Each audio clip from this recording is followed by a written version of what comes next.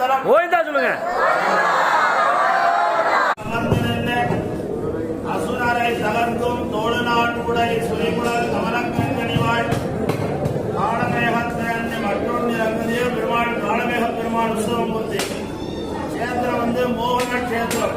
தேவாசுரர்கள்லாம் அமிர்தங்கடை பொருட்டு யுத்தம் பண்ணிக்கிறார்.